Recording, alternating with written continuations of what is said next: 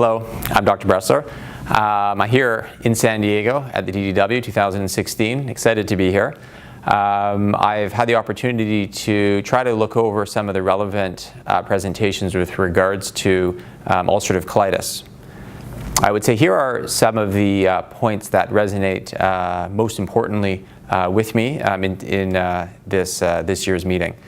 The first one is a study that looked at how important, or what the relevance is, of finding patients who have flat, low-grade dysplasia.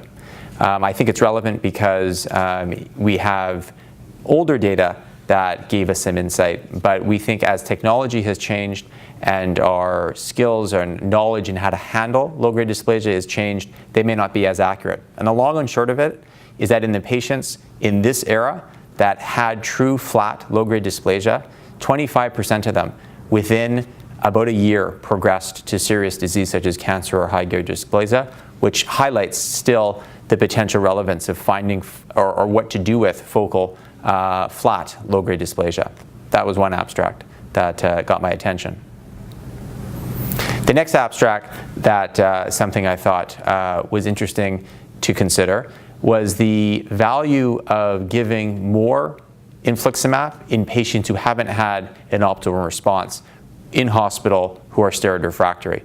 So we have traditionally or recently thought that that is an important way to better manage those patients. And in this particular study, after 3 days of their first dose of infliximab, if they didn't have an adequate response, defined as a reduction of their CRP by more than 0.7, they got another dose of infliximab. And in those patients, so in those sick patients, approximately 50% of those patients did not ultimately require a colectomy within 90 days of therapy, suggesting further, I guess, emphasizing the value of giving more infliximab in the right context to treat the inflammatory burden that isn't being treated adequately with standard dose infliximab. So the last abstract that I would draw attention to you is the phase 3 results of a new molecule that we will almost certainly have for ulcerative colitis management in Canada. So this is the oral JAK kinase inhibitor called tocilizumab, which is already approved in Canada for rheumatoid arthritis. And they presented data which really did show the value of this oral medication, 10 milligrams taken twice daily, to induce both clinical remission and endoscopic healing as well. So I'm hopeful that we will have an oral medication to be used, another oral medication to be used in managing our patients with moderate to severely active ulcerative colitis.